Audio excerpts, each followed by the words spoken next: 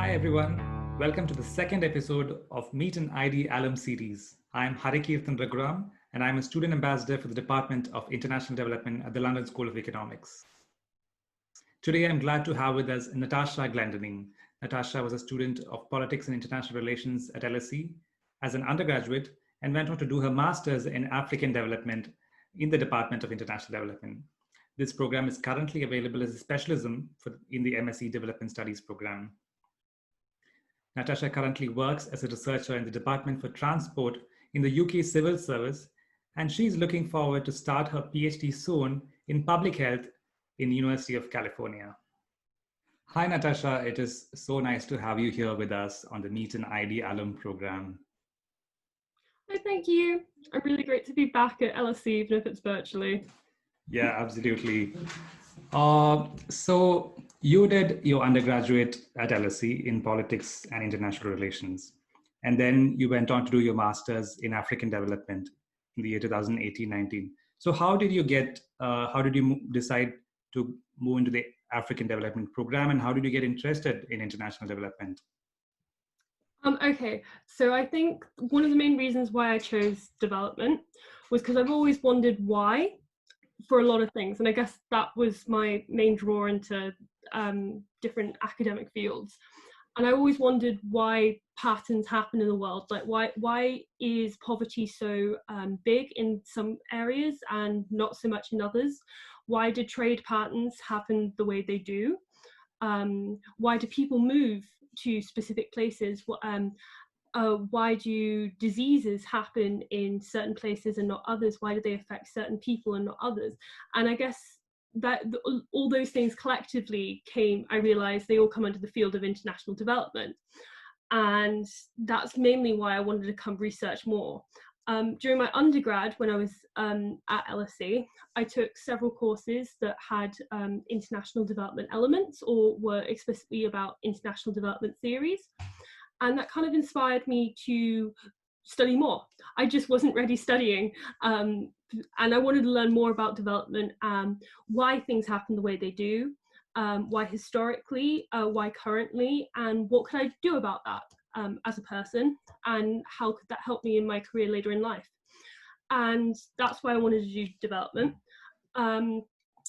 And I was specifically drawn to the African Development Programme at LSE, mainly because when I was an undergraduate at LSE, I took a course run by Professor Catherine Boone, and it was African Political Economy, and it was run jointly with the master's students who were in the International Development Department. And I fell completely in love with the course. I loved it. I wanted to learn way more about it, particularly relating to sub-Saharan Africa.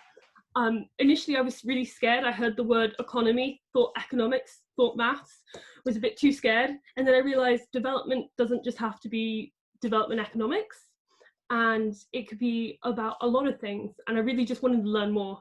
And that's why I chose LSE in particular, because Catherine Boone in particular was my inspiration. And I learned that actually the course itself and also the professors invest a lot of time in you, and their teaching style was really interesting, and there was a lot of opportunity to do. So yeah. Thank you. That's very interesting. So you mentioned the teaching style of different professors. So, and you did undergrad and master's at LSE. How was your master's experience different from your undergraduate experience? I think the main difference is, well, the thing that is the same is that everybody comes from everywhere, all over the world. And I think at Masters, what makes it really unique at LSE and different from its undergraduate programs is that a lot of people come from all different backgrounds, career-wise. Some people have just left their undergraduate degree at university, which is what I had done. Others have been working for several years. Some people had other previous master's degrees, and everybody had come with a completely different perspective. And that really helped during classes, was that you had somebody that maybe knew a bit more of the theory because they've just taken some classes in that in the last few years. But you also had people that had been nurses and doctors or worked in development organizations in lots of different countries. And so everybody was bringing different perspectives to it. And I think everybody was united in their interest in the topic, which you don't necessarily get at an undergraduate level, because before you join your undergraduate program, you don't always know what the subject is, whereas everybody had done their research for these master's programs and everybody was committed to it and committed to doing well. And that's why I really enjoyed it, was all these different perspectives coming together and this common goal of doing well and learning more. Yeah, common goal of doing well. I think you definitely, I saw from your profile that you graduated top of your class in your master's. Yes, I did. That was a big surprise actually when the results came out, because I was hoping to get over 70s and distinctions and things, but I didn't quite think I'd been good enough for that. And so that was a very happy surprise, because it was my favorite year of academia to date, was doing that master's program, and to get those results was I'm glad that my hard work paid off for that. That's wonderful. Can you tell us about what are the courses you took, and how did you choose those specific courses? What were your favorite courses? Okay, so although I was on the African Development Program, which I'm aware isn't a program anymore, I was very interested in health, global health, in relation to sub-Saharan Africa. So that's what formed my basis of what courses to choose. So I took African Development and African Political Economy because they gave me the foundations of development in this geographical region. But I also took global health courses. So it was like an introduction to global health theories and different aspects of topics in global health. And my favorite course to date was sexual and reproductive health with Ernestina. It stayed with me, and I still talk to anybody who will listen about how amazing this course was. I was so interested in the different aspects to it, and because it was about evaluating the course and designing programs, how do we design health programs as well, and that's something that I definitely hope to take with me in the work that I do in the future. All right, and what have you been doing after your master's at LSE? So I was very lucky. So once I finished my dissertation, I had a few weeks of a holiday, and then I went straight to work in Westminster in the British Civil Service. So I was on their graduate scheme, the Civil Service Fast Stream, and I was a social researcher. So I applied all the knowledge that I had from my master's, my undergrad, in different areas of social research, different methods, and I've worked on different things across Whitehall since. Okay. Can you talk about something specific that you're working on right now?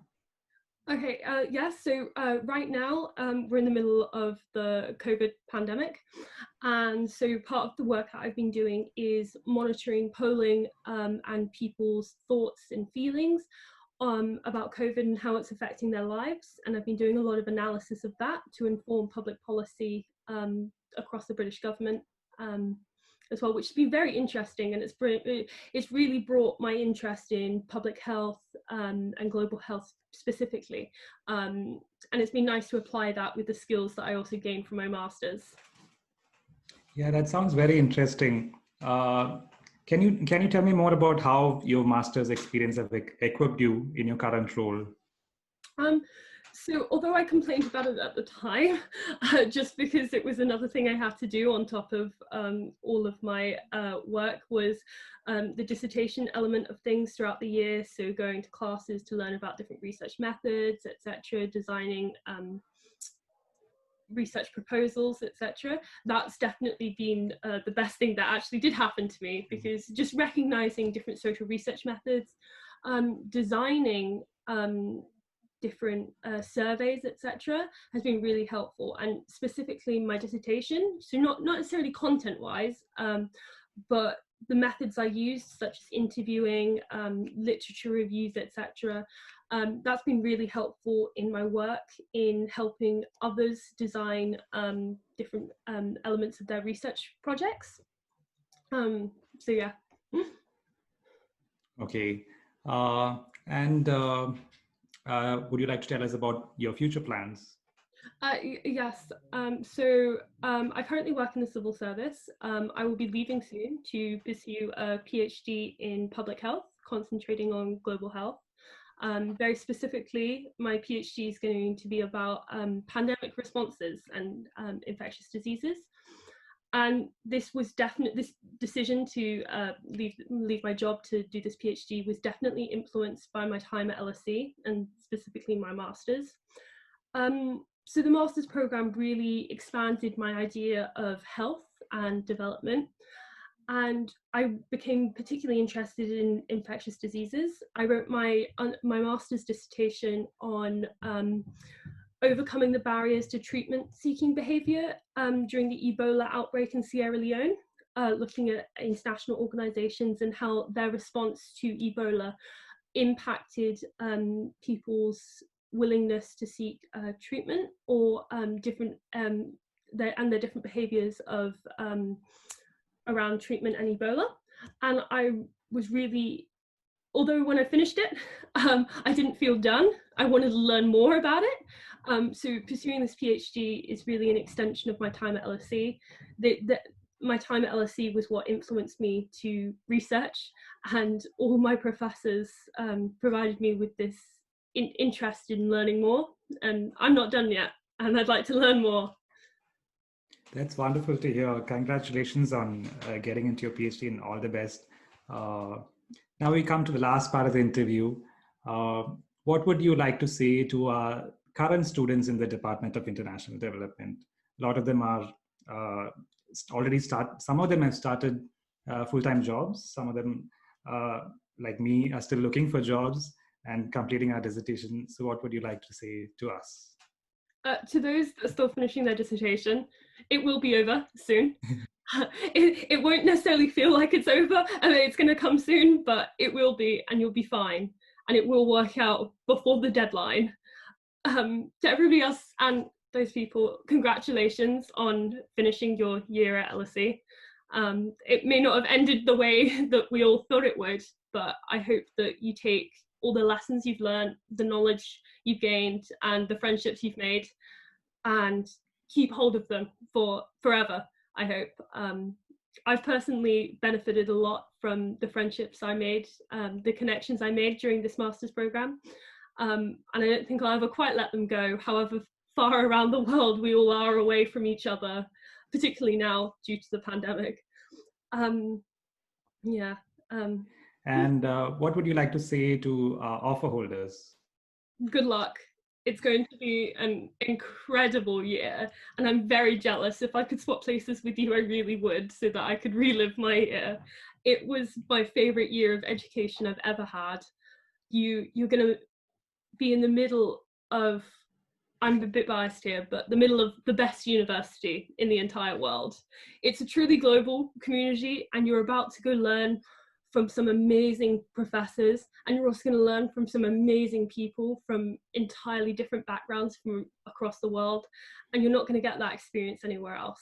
There's going to be so many opportunities to take, and no matter which ones you take and which ones you don't, you're going to have a brilliant time. So I'm very jealous.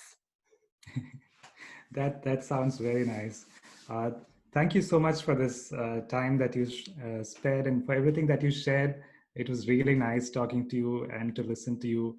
The amount of enthusiasm that you show, that's really encouraging. I just love LSE so much. Thank you so much, and all the best for your PhD. Thank you. You too.